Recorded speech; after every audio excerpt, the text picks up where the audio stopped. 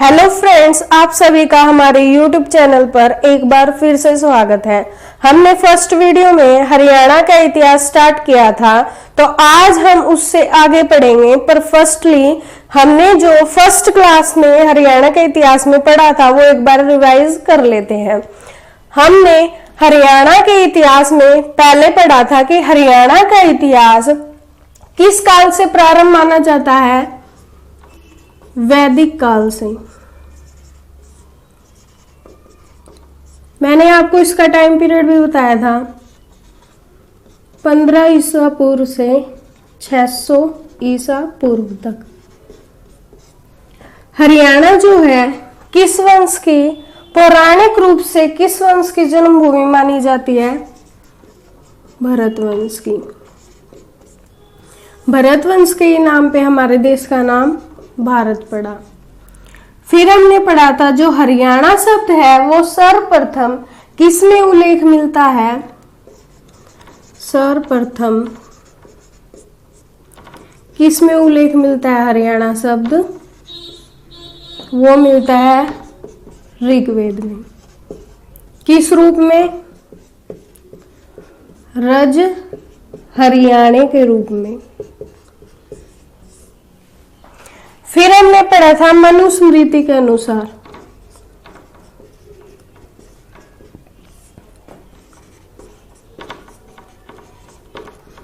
मनुस्मृति के अनुसार जो हरियाणा की उत्पत्ति है वो किससे मानी गई है? देवताओं से। और हरियाणा को क्या कहा गया है? ब्रह्म ऋषि प्रदेश, ब्रह्मवर्त, ब्रह्मा जी की उत्तर वेदिका। फिर हमने पढ़ा था कि महाभारत में हरियाणा को किस नाम से जाना है? महाभारत में हरियाणा को किस नाम से उल्लेख किया है? बहुधान्यक। बहुधान्य का मतलब होता है बहुत सारा अनाज, बहुत सारा अनाज या अत्यधिक समृद्ध भूमि। फिर हमने पढ़ा था बाणभट्ट। मैंने आपको बताया था जो बाणभट्ट है वो हर्षवर्धन के काल में लेखक रह चुके हैं। उन्होंने अपनी उपन्यास लिखा था हर्ष चरित्र। यह हर्षवर्धन के चरित्र के ऊपर ही था। इसमें हर्ष चरित्र में बाणभट्ट ने हर्ष चरित्र में हरियाणा को श्रीकंठ जनपद कहा है। श्रीकंठ जनपद एक को और को कहते हैं कुरुक्षेत्र को भी। फिर हमने इससे आगे पढ़ा था डॉक्टर HR गुप्ता ने हरियाणा को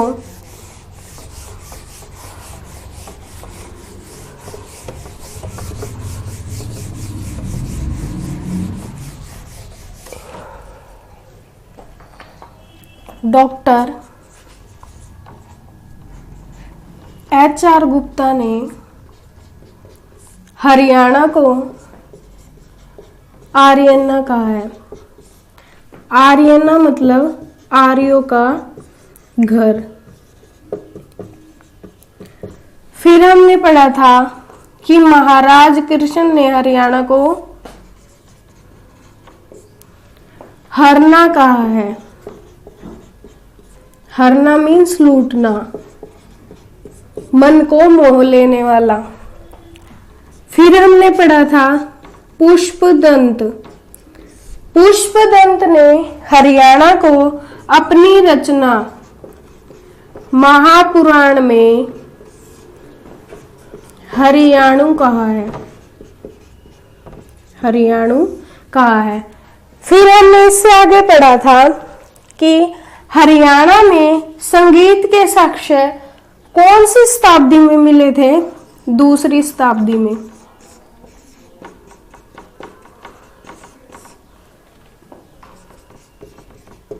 दूसरी शताब्दी में संगीत के साक्ष्य मिले थे। कहाँ मिले थे? सुन नामक जगह पर यमुनानगर में। फिर हमने 6ठी शताब्दी के बारे में पढ़ा था।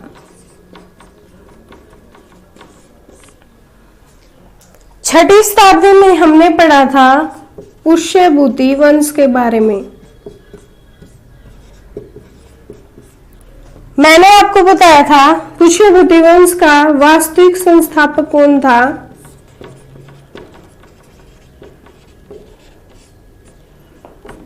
प्रभाकर वर्धन।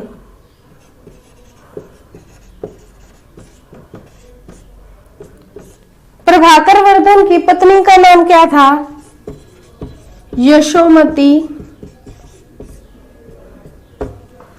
जो प्रभाकर वर्धन की डेथ के बाद क्या हो गई थी? सती हो गई थी। और सती प्रथा को 1829 में विलियम बेंटिक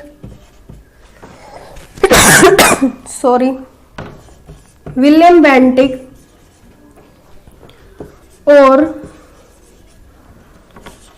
राजा राम मोहन राय के प्रयासों से सती प्रथा बैन कर दी थी। फिर हमने उससे आगे पढ़ा था कि प्रभाकर वर्धन के 2 पुत्र और 1 पुत्री थी।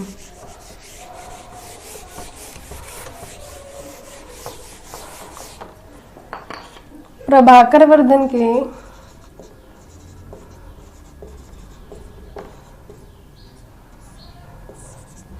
2 पुत्र, जिसके पहले पुत्र का नाम था राज्यवर्धन, दूसरे पुत्र का नाम था हर्षवर्धन और पुत्री का नाम था राज्यश्री। राज्यश्री का विवाह मैंने आपको बताया था कन्नौज के राजा ग्रहवर्मा के साथ हो जाता है। और एक राजा होता है देवगुप्त। ये कहाँ के राजा है? मालवा के। और एक है शशांक। ये कहाँ के थे? बंगाल के राजा। इन्होंने कन्नौज पर अटैक कर दिया था और ग्रहवर्मा की हत्या कर दी थी और राज्यश्री को बंदी बना लिया था। राज्यवर्धन अपनी बहन राज्यश्री को छुड़ाने के लिए जाते हैं तो देवगुप्त और शशांक राज्यवर्धन की भी हत्या कर देते हैं। फिर 606 ईस्वी में हर्षवर्धन राजा बनते हैं और इन सब का बदला लेते हैं और देवगुप्त की तो हत्या कर देते हैं और जो शशांक है वो यहां से भाग जाता है। फिर जो हर्षवर्धन की फर्स्ट राजधानी थी वो थी थानेश्वर। थानेश्वर को ही पुराना नाम थानेश्वर था। और सेकंड जो राजधानी थी बनाई उसने वो है कन्नौज। और मैंने आपको बताया था कि हर्षवर्धन के काल में ही बाणभट्ट लेखक थे जिन्होंने 2 उपन्यास लिखे थे, एक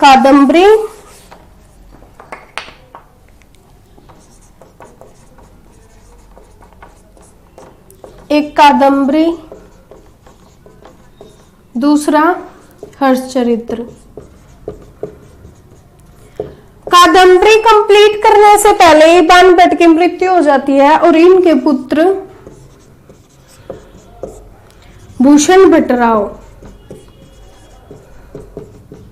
इस सब उपन्यास को कादम्बरी को कंप्लीट किया था। और मैंने आपको बताया था 634 ईस्वी में हरियाणा में एक चीनी यात्री आया था जिसका नाम था ह्वेन सांग। इसे हम क्या कहते हैं? नीति का पंडित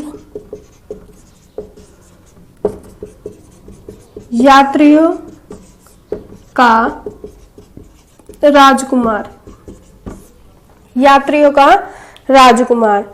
और ये 644 ईस्वी में वापस चला जाता है ह्वेनसांग। और आपसे ये पूछा जाए ना कि भारत में ये ह्वेनसांग कब आया था, यह आया था 629 ईस्वी में। और हरियाणा में कब आया था ये, 634 ईस्वी में।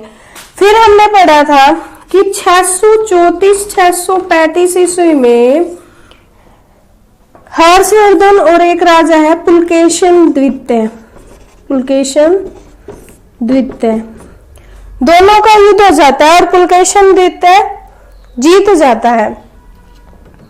ये किस नदी के पास था, नर्मदा नदी के पास युद्ध था।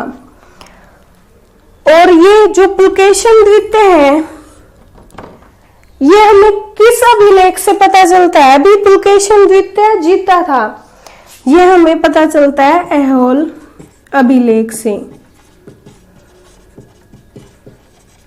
फिर हर्षवर्धन की 647 ईस्वी में डेथ हो जाती है, मृत्यु हो जाती है।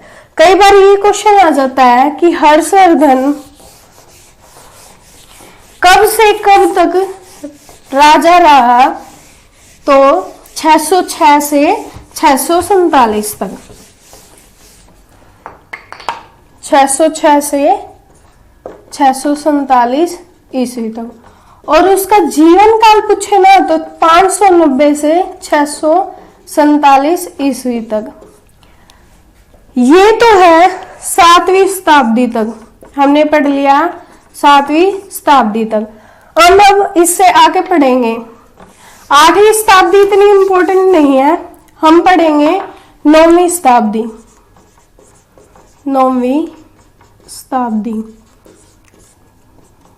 मैंने आपको बताया था फर्स्ट क्लास में कि हर्षवर्धन के बाद कौन सा वंश आया था, गुर्जर प्रतिहार वंश, गुर्जर प्रतिहार वंश। गुर्जर प्रतिहार वंश में एक राजा होते थे महीर भोज। ये 836 ईस्वी से 885 ईस्वी तक राजा रहे। ये हमें कैसे पता चलेगा, ये हमें पता लगा पेहोवा अभिलेख से। और जो पेहोवा था वो उस टाइम घोड़े के व्यापार के लिए प्रसिद्ध केंद्र था, घोड़े के व्यापार के लिए प्रसिद्ध केंद्र था। फिर 9वीं शताब्दी के अंत तक, 9वीं शताब्दी के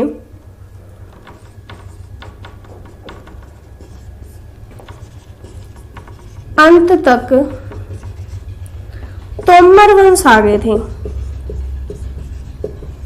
और हाँ, कई बार एक क्वेश्चन ये भी पूछा जाता है कि 9वीं शताब्दी में, 9वीं शताब्दी का ही हमें एक ईंट मिली है अग्रोहा में, जो अग्रोहा है हमारा हिसार में, उस ईंट पर 7 सवर उल्लेख है, 7 सवरों का उल्लेख है। और कई बार यह भी क्वेश्चन आ जाता है कि दूसरी शताब्दी में तो हमें सिर्फ साक्ष्य मिले थे, यह नहीं पता था कि संगीत की विधा कौन सी है। तो इसमें हमें पता चल गई थी कि शास्त्रीय संगीत है। और दूसरी शताब्दी में हमें यह नहीं पता था कि हर घर में संगीत है या नहीं है।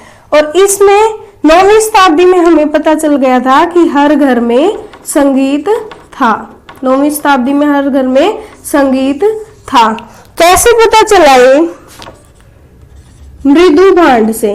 मृदु भांड होते हैं मिट्टी के बर्तन, मिट्टी के बर्तन जो थे ना, उन पर संगीत के साक्ष्य मिले हैं, संगीत के साक्ष्य मिले। इससे हमें पता चलता है कि 9वीं शताब्दी में जो शास्त्रीय संगीत था और हर घर में संगीत आ गया था। फिर हम पढ़ेंगे कि 9वीं शताब्दी के अंत तक कौन आ गए थे? तोमर वंश। अब हम पढ़ेंगे तोमर वंश के बारे में।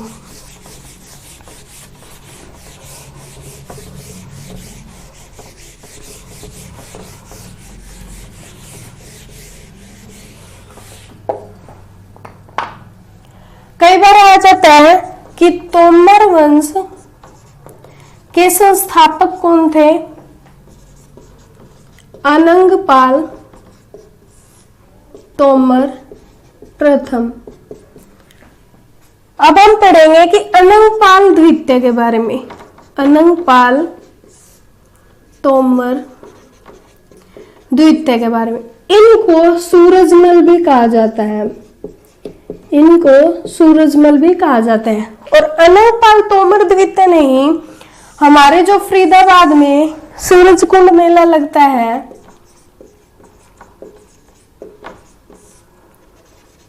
उसकी स्थापना की थी। जैसे हर्षवर्धन ने किसकी की थी? कुंभ मेले की थी। वैसे ही अनंगपाल तोमर द्वितीय ने सूरजकुंड मेले की स्थापना की थी। क्यों की थी? क्योंकि इनके इष्ट देव होते थे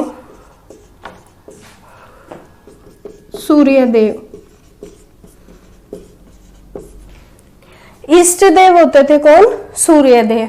उन पे इन्होंने सूरजकुंड मेले की स्थापना की थी। फिर कई बार ये आ जाता है कि सूरजकुंड मेले का पुराना नाम, सूरजकुंड के का पुराना नाम क्या था? म्यूर झील। सूरजकुंड मेले से फ्रेंड्स एक क्वेश्चन तो आता ही आता है एग्जाम में। तो मैंने अब तक आपको क्या बताया कि सूरजकुंड मेले की स्थापना किसने की थी? अनंगपाल तोमर द्वितीय ने। अनंगपाल तोमर द्वितीय को सूरजमल भी कहा जाता है। और सूरजकुंड मेले की अनंगपाल तोमर द्वितीय ने क्यों स्थापना की थी? क्योंकि इनके इष्ट देव थे सूर्यदेव। और सूरजकुंड के पुराना नाम क्या है? म्यूर झील। अब हम थोड़ा डिटेल पढ़ लेते हैं सूरजकुंड मेले के बारे में।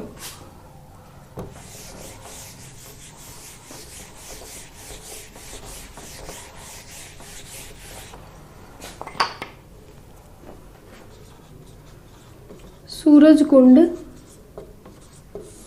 मेला। कई बार आपसे ये पूछ लिया जाता है कि फर्स्ट टाइम जो सूरजकुंड मेला लगा था ना, वो कब लगा था? 1987 में। 1987 में। और सूरजकुंड मेला है वो फरवरी के महीने में ही लगता है। सूरजकुंड मेला कब लगता है? फरवरी के महीने में ही। और इसमें जो है ना 3 पुरस्कार दिए जाते हैं। एक तो कलाश्री, कलामणि, कला निधि। और इसे कहा जाता है सूरजकुंड मेले को कारीगरों का कुंभ।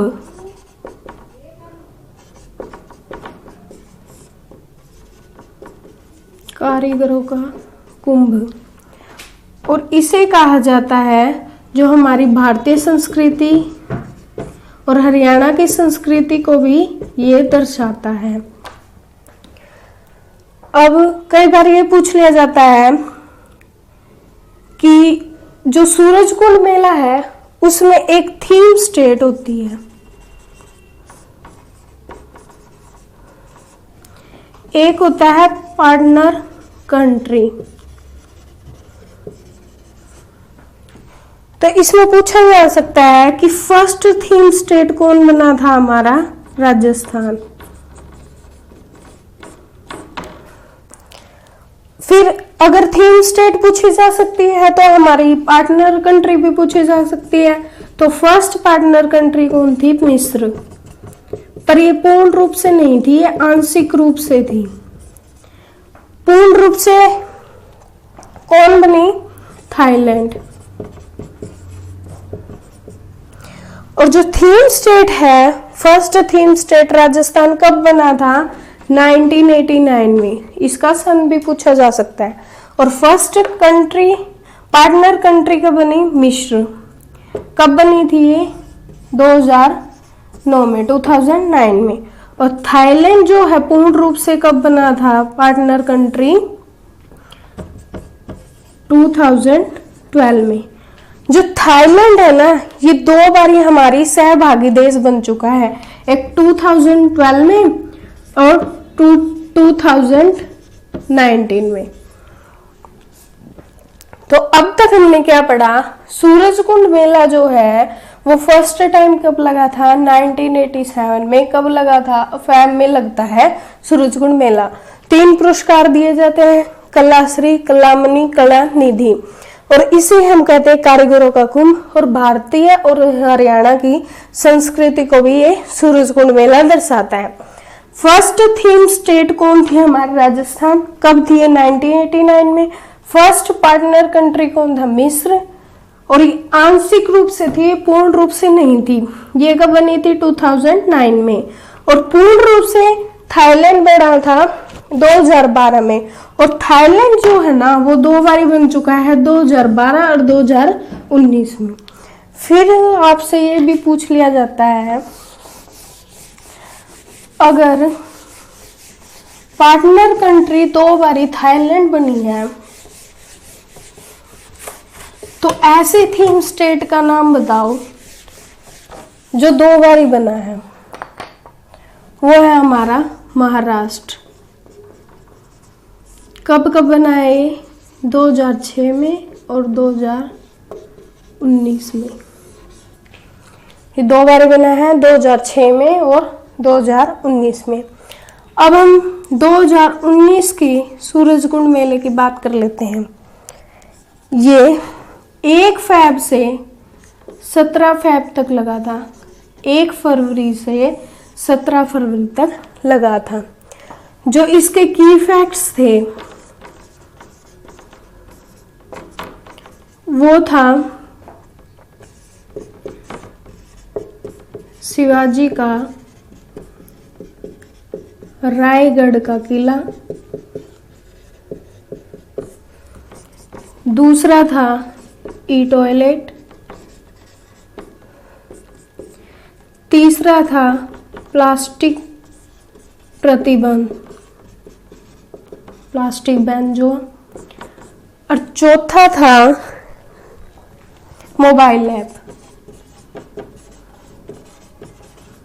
हमने अब तक क्या पढ़ा?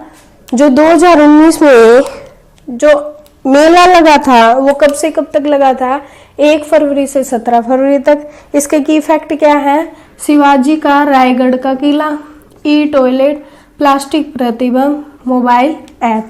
और आपसे कई बार ये पूछा जा सकता है कि 2019 में शुरुआत किसने की थी सूरजकुंड मेले की? तो वो थे महाराष्ट्र के सीएम। उस टाइम थे देवेंद्र फडणवीस। और अब कौन है? उद्धव ठाकरे। और अंत की उन्होंने किया था रामविलास शर्मा जी ने, जो हमारे उस टाइम कौन थे? शिक्षा मंत्री। और अब कौन है? कंवरपाल गुर्जर। तो ये तो था 2019 के सूरजकुंड मेले की बात। अब हम करेंगे 2020 की।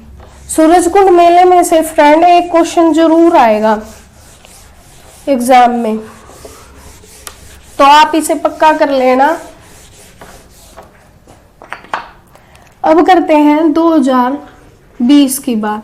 जो 2019 का सूरजकुंड मेला था ना वो था 33वां, और 2020 के सूरजकुंड के मेले की बात करें तो ये है 34वां। ये कब से कब तक लगा था? 1 फरवरी से 16 फरवरी तक। 1 फरवरी से 16 फरवरी तक लगा था। और इसके जो की फैक्ट्स थे, एक तो प्लास्टिक बैन ही था, प्लास्टिक पूर्ण रूप से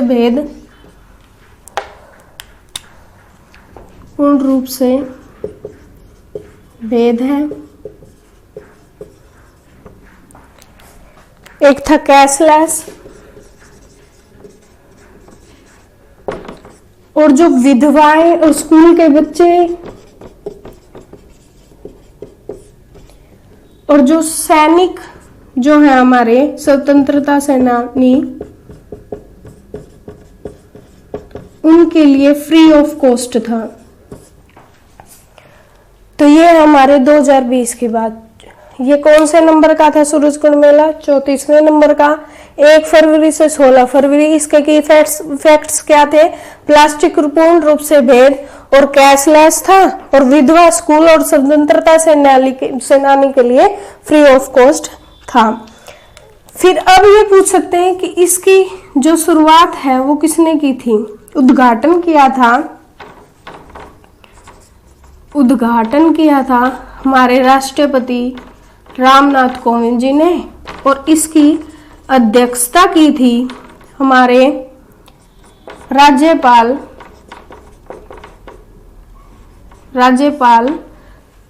सत्यदेव नारायण आर्य जी ने।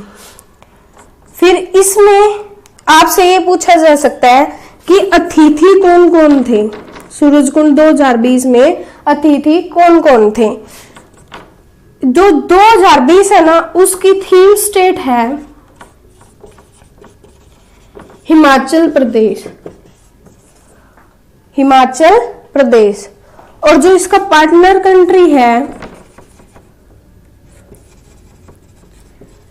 कंट्री है वो है उज्बेकिस्तान।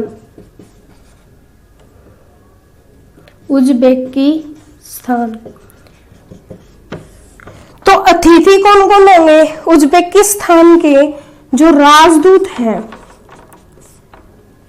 जो हमारे उज्बेकिस्तान के राजदूत हैं वो कौन है? फरहाद, वो हमारे अतिथि थे। और हिमाचल प्रदेश के सीएम जयराम ठाकुर भी सूरजकुंड मेले में अतिथि थे। और जो हमारे हरियाणा के सीएम मनोहर लाल खट्टर भी 2020 सूरजकुंड मेले के अतिथि थे। अब मैं आपको एक बार रिवीजन करवा लेती हूँ। 2020 में जो सूरजकुंड मेला था वो कौन से नंबर का था? 34वें नंबर का। और 1 फरवरी से 16 फरवरी तक ये लगा था। इसके की फैक्ट्स क्या थे? एक था प्लास्टिक पूर्ण रूप से भेद है, एक कैशलेस, और विधवा और स्कूल स्वतंत्रता सेनानी के लिए फ्री ऑफ कॉस्ट था, और एक और था फ्रेंड इसमें ई टॉयलेट। फिर हमने पढ़ा जो इस सूरजकुंड मेले का उद्घाटन किसने किया था? हमारे राष्ट्रपति रामनाथ कोविंद जी ने, और अध्यक्षता किसने की थी? राज्यपाल जी ने, जो हमारे कौन है? सत्यदेव नारायण आर्य जी। और हमारे अतिथि कौन थे? उज्बेकिस्तान के राजदूत फरहाद, और हिमाचल प्रदेश के सीएम जयराम ठाकुर, और हरियाणा के सीएम मनोहर लाल खट्टर। अब हम आगे बात करेंगे, आगे पढ़ते हैं। हमने 9वीं शताब्दी के अंत तक तोमर वंश के बारे में पढ़ लिया। अब आ जाती है 10वीं शताब्दी। आपसे ये पूछा जा सकता है कि 10वीं शताब्दी में तोमर वंश के पतन का कारण क्या था? तोमर वंश के पतन का